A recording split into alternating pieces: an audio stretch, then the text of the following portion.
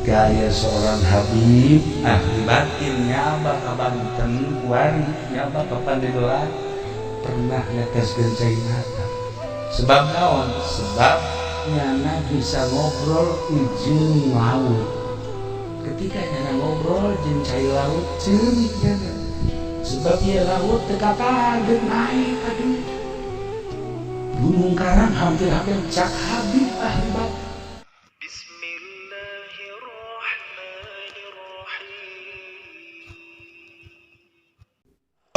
Terek nyaritakeun ngaji sumeuring mah lantaran isin ka kiai-kiai di dieu mirang ka aman cacak-cacak ulama masih sumeuring insyaallah meureun hiji hadis dua hadis mah aya nu hafal ngan kulantaran di dieu aya amat taaduban ka amat embung lah mendingan dongeng seputar eta bae mun ku urang dicaritakeun dimimiti babat Bantena terus ka Pucuk Umuna terus ka Serang terus Pandeglang Labuan aya saha di Labuan teh aya di urang teh aya Syekh Daud Cibandar aya Syekh Asnawi Carini beuh lah dina aya Ki Husein carita geus puguh di Banten aya Syekh Maulana Hasanuddin aya Syekh Yusuf ya Allah ya Rabbi kabelah dieuna aya Ki Abdul Halim aya Mama Armin Cibuntu Kiai Prawira beuh poharana disusul kuno kamari ieu urang apal Abuya Cidahu Abuya Bustomi jeung saantero-santero urang nyaritakeun baros nyarita Pandeglang mah kaya santri kaya ustad kaya beunghar kiai Kiai Zohir jeung Kiai Mati teu kudu ka mana ngaji teh cukup di Pandeglang bae teangan lagi kiai anu berpolitik aya kiai nu tasawuf aya kiai anu macam-macam ente deuk neangan kiai teu kudu ka Jawa Tengah Jawa Timur cukup belajar politik aya di Pandeglang Banten belajar ekonomi kiai anu dagang ambalaya istinya hokaler kudu haram halal teu tidak kiai ya ambalaya baju pajak kiai boga showroom kiai boga showroom HP showroom mobil pada teh urusan jeung bang ai bang teh lamun urang dibaca kitab dapepan mengandung riba gitu dah teh urang teh amal dibaca isi ke amal nu dijelaskeun seperti eta eueuh masalah eta teh seni variasi. Jadi di Pandeglang teh kiai anu tasawuf loba, kiai anu zohir teh loba, kiai anu zohir batin ambalaya, kiai anu berpolitik loba, kiai anu berekonomi loba, kiai anu berbudaya di ambalaya. Itu neangan ka mana. Tapi ketika aya seorang Habib ahli batin nyaba ka Banten kuari nyaba ka Pandeglang pernah ngetes gencai hata.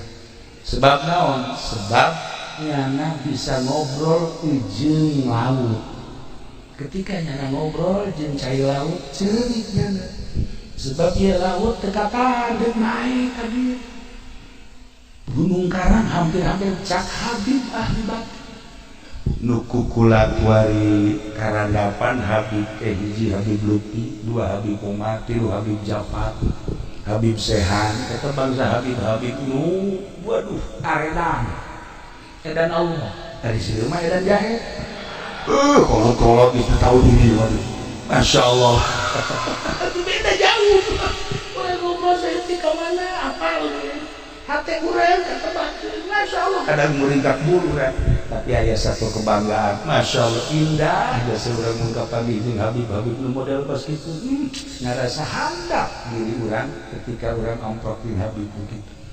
Para jamaah kaum muslimin wal muslimat rahimakumullah ialah cerita seputar Pandeglang seputar kiai ingat di Pandeglang ayat 2 hiji dasim di daerah dia dua jasim di daerah hanya ilmu anu terus kabelah dieuna dimuridkeun ialah ilmu Syekh Mansuruddin Cikadul anu baheula nyekel Satoriah salah sahijina anu muncul kabelah dieuna Rifaiyah kabelah dieuna Qadiriyah wa Naqsyabandiyah geus lamun jelema nyekelan kos kitu insyaallah moal daekeun ngadahar ti pamarentah beuteung teh dijaga bisi pentingna teh bisa tahajud sebab urang ngadahar duit ti pamarentah ulah loba ti bupati baheulana pentingna hudang mah hudang tapi ieu kekereceman teu bisa pas gitu. Eta hese tadi lobatanana kos kitu ieu urang ngobrol pada santrina teh supaya urang ulah daek ngadahar di bupati aya leutik mah. Tuh kan zaman katarak wae hayang ganja. Doh, mantap ieu kadeureuna geus sinaran eta leleb teuing. Itulah para jamaah kaum muslimin wal muslimat rahimakumullah. Moal dilanjutkeun cerita-cerita selanjutnya jeung ngaji lagi. Geus teh kudu make hadis jeung Al-Qur'an, cukup cerita seputar Pandeglang. Jangan cecekelan urang besi aya nu can apal wajah tasnya titi mangsa tentang Pandeglang. Jeung aya dua kiai cikal bakal anu istimewa selain daripada ti Kesultanan Banten korenganan aya. Nah ingat di keturunan Banten nu baheula mun asli ditembak baheula ku Belanda. Sebab jelema nu asli keturunan Banten teh boga ruhul jihad anu tinggi anti Belanda teh nampak dicatat dina sejarah kiai anu anti Belanda nyawa tarohanana. Nah ndak nu asli teh ka kampung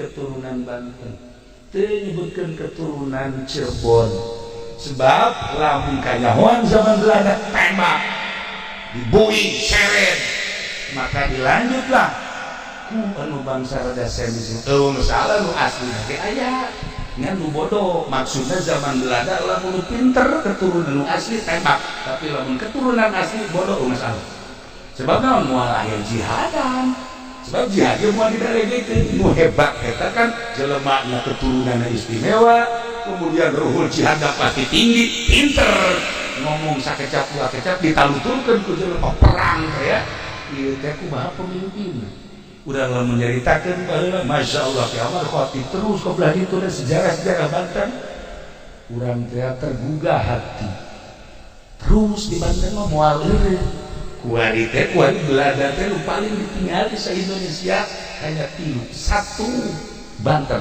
nomor kedua Makassar nomor katilu Madura 3 daerah eta mah geus baik orang Belanda pangeuti ieu masih kena naliti Banten Makassar Madura 3 eta mah geus teh lalagaan masyaallah sebab naon aya andil orang Makassar di Banten aya andil orang Banten di Makassar, aya andil orang Banten di Madura, aya andil orang Jawa Timur, orang Madura Jawa Timur di Banten. Nu tilu eta mah persatuan anu luar biasa. Nu mantap menang ge beban Banten dibantulah ku orang-orang tersebut. Maka sampai ayeuna orang-orang Belanda, Inggris, Prancis neliti saha bergerak di Banten. Siapa orangnya? Saha bergerak di Jawa Timur? Siapa orangnya? Saha bergerak di Makassar? Saha jelemana? Sampai ayeuna masih kena diteliti kan ya. Itulah para jamaah kaum muslimin wal muslimat rahimakumullah. Simkuring ngarasa tingah biasanya bahkan ieu daerah-daerah ieu kalau surur ka rencangan simkuring ieu teh usebab kiai Haji Jamal sok datang dari malam Salasa ngobrol-ngobrol di ditu teh. Ai pas ka dieu pula mikiran eta sih lamun balik sudah ke turun ngaji teh jam 12 atau jam 1 eta mun balik ka jam sabaraha di Jamal eta moal bisa sosonoan berenang sama-samanya. Iyalah para jamaah jadi artinya jadi akrab lah teu aya jarak antara simkuring di pijama Kiai Asep baheula rakana kan ya geus ngiring ka Bagdad mana alhamdulillah mantap hubungan Cilongok jeung Solok Jengkol iki Solok Jengkol ge aya catatanana anu mantap disebut Solok Jengkol teh aya wajah tasnyahan pohokan tadi teh kabahas tapi geus betendeng teh kudu aya kunaon mantap disebut ieu kampung Solok Jengkol aya lah ya ada jamaah kaum muslimin wal muslimat rahimakumullah perkampung-perkampungna ieu teh aya menang Belanda baheula sejarahnya ayah di Belanda di Indonesia hese bulan yang anak jadi mulai apa orang kudu ke Belanda tadi hese nah gitulah malam ini alhamdulillahirabbil alamin yang menggugah sejarah ternyata Pandeglang lain sakadar daerah biasa-biasa kaya dengan potensi-potensi atau berjuang di keagamaan sampai akhirnya Pandeglang tetap diperhitungkan kiai jeung santri. Ulah dikira Pandeglang lamun geus turun ke Jakarta. Wah, Jakarta sarieun. beak sapi beak pasar beak urang mah gelah itulah ya. Jadi malam dia sakadar membuka supaya terbuka hati urang-urang padegelang supaya neruskeun supaya terjang leluhur urang supaya terjang kaluhur urang anu ibadahna nu ditataan kiai-kiai aya catatanana di Labuan aya kiai sabaraha hebat di Anyar sabaraha Caringin aya sabaraha terus ke belah dia ke Serang aya sabaraha Pandeglang aya sabaraha wah istimewa upang lobana di Pandeglang di dieu. Gitulah seputar tentang Pandeglang. Haturna kitu garana simkuring hapunten tina samaya kalepatan sareng kapiranganana urang doakeun ama mudah-mudahan diberi kegiatan ku Gusti Allah. Kiai Jamal sekeluarga mudah-mudahan dipasihan kemudahan ku Gusti Allah. Itu kene keluargana Kiai Esep jeung sajabana sadayana mudah-mudahan aya dina rahmat Allah Subhanahu wa taala. Urang nu hadir di dieu di berbagai elemen mudah-mudahan sami-sami aya dina tantengan Gusti Allah Subhanahu wa taala. Doakeun simkuring insyaallah ngadakeun urang pada silih doakeun dalam rangka lillahi kalimatillah sekemampuan urang pondok pesantren anu dakwah mimbar anu di pemerintahan anu di perekonomian hayu pada babarengan dakwah menuju ridho Allah Subhanahu wa taala. Terakhir putra Kiai Haji Jamal anu di sekitar kita doakeun mudah-mudahan janten jelema anu sholih bisa neruskeun ramana akina jeung uyutna ka dituna dalam rangka lillahi kalimatillah. Sakitu teh sungkuring hapunten tina samudaya kalepatan sareng kakiranganana wallahul muwaffiq ila aqwamit thoriq. Wassalamualaikum warahmatullahi wabarakatuh.